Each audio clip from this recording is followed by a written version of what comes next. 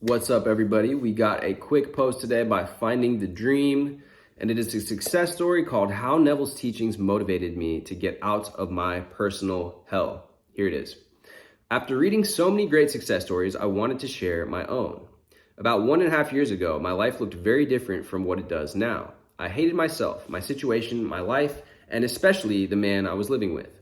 I was in a relationship with a guy who would regularly insult, berate, and beat me. He would isolate me from my friends, make me feel small and alone. It was a terrible time for me, and I had completely given up on myself and pretty much every hope I might have had at some point. Corona and the fact that I couldn't find a job made the whole situation even worse. I had moved in with him very early on in the relationship, and because unemployment benefits are meager, slow, and total paper war in Germany, I was financially dependent on him most of the time. Everything was terrible, and I didn't see myself having a good future at all. Then one day, while browsing on the Law of Attraction subreddit, I came across something about the so-called Law of Assumption. I read about it for a while, then I looked over some podcasts on the topic. I looked for some podcasts. Out of curiosity, I listened to an entire speech from Neville himself, twice, just really to understand it. At first, all the Bible references felt unsettling to me, but then I started to warm up to it.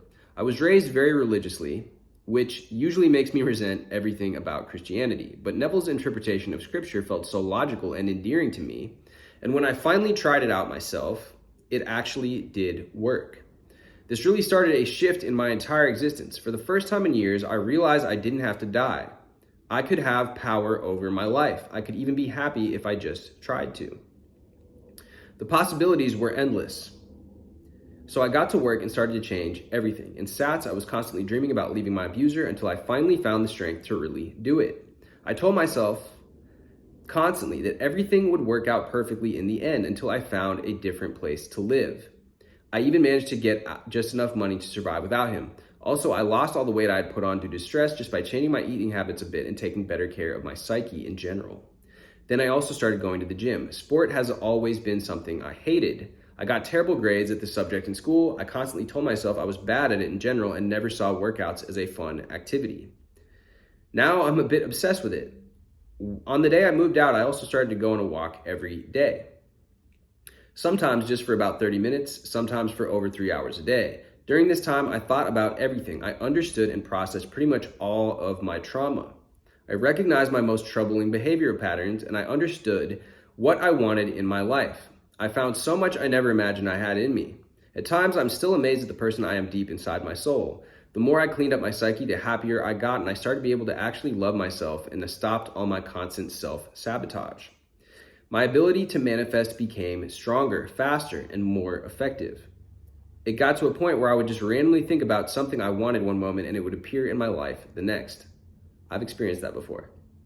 It's been about 1.5 years since I started along, and at times a very painful journey, but it worked out better than I could have ever dreamed of. And today, well, by all means, I'm happy. I have enough time to still continue my journey of self-discovery. I'm faithfully working on my little projects, and I'm about to start a relationship with my SP, and I have just enough money to survive independently. I still go to the gym almost every day, so now my body feels better than ever, and I am in the best shape of my life. I'm absolutely sure my life has never been better than it is right now. Whenever I think about the progress I made, I just smile and tell myself that it will be even better tomorrow, and normally I am right.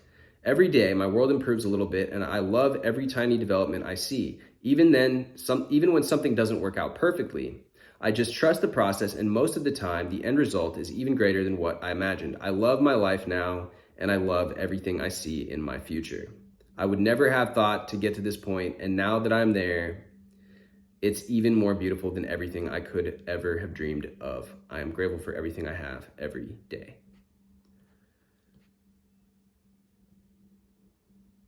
I like these people's usernames. This person's who posted this is called Finding the Dream, and then the top comment on here is posted by Manifesting the World, and they said, "Thank you for posting such an inspiring story. I loved every word of it. You have an unlimited future."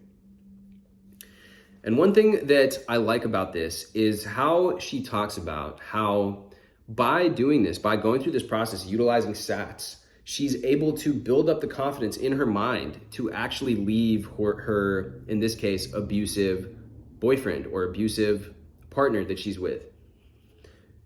this is something that is so, I don't want to say overlooked, but I think this is where I want to be able to bridge the gap, because I love self-development. I love the idea of, putting in the work as well. I truly do believe you have to take action. Just in this case, she would not have manifested this change in her life if she's not actually taken the action, the decisive moment where she said, I'm leaving this guy, and she physically left him. So I love how that is explained in this post, and I want to highlight that because a lot of the times, and when you're reading, I've been reading David Goggins' book recently, and he describes him a very, very similar thing. When people make these big changes in their lives, he was getting away from his abusive father. He had imagined it many times that he was going to stand up to his father before he actually did, or that he was going to leave with his mother. They planned it out. And that was one of the most troubling times of his life, is watching his father beat his mother, living with that pain. He's getting beat by his father as well, and knowing that he had to man up and execute that plan with his mother. He also did it with his brother, who ends up not joining them. But that was an extremely decisive moment in his life that led him on the path to become the man who he is today. And David Goggins is himself a proponent of hard work and putting in the reps and making yourself face those challenges, that in his case, very physical challenges that he puts himself through. He'll run like 200 miles or something absolutely insane, which is not even conceivable to me or most of you probably watching this. But what's true of that is that you have to conquer your mentality first. And he says that in his book as well. You have to understand that your body will last longer. The mental game, that is what gives out first. If she didn't believe that she could actually leave her abusive boyfriend, and that's why a lot of women get trapped in these relationships. And it's like, they're not really trapped. It's just that they're mentally trapped. They're mentally trapped more so. And I don't want to downplay it, because there may be some cases where women are physically trapped, and that's an absolutely terrible situation that I could never imagine how terrible and that could be. But in a lot of cases that you hear about, they're mentally chained. They're mentally feeling as if they can't leave. They can though, and once you get past that mental block, you are able to then make that decisive action like I'm talking about and make the change. And this goes for business. This goes for creating that new, whatever it is that you want to do in your life, whether it's you want to move to a new city. It requires that visioning to build that confidence in yourself. Can you imagine yourself in that new city? Say that you're out in the country. Can you imagine yourself doing the things you would do in a city? You're going to take an Uber. You're going to have to find an apartment. You're going to have to go around and do these things that you would do when you're living in the city. And by doing that, you will then allow your mind and your whole body, because the mind and body are connected to, then feel that into that state of confidence where you say, yeah, I'm doing this. I'm ready to book my flight. I'm ready to book the ticket. Anyways, guys, thank you for watching as usual. Drop me a like, drop me a comment below if you have anything to add to this. And anyways, great post here from Finding the Dream on Reddit. And I will see you guys next time. Hit the subscribe if you haven't already. Much love. Peace.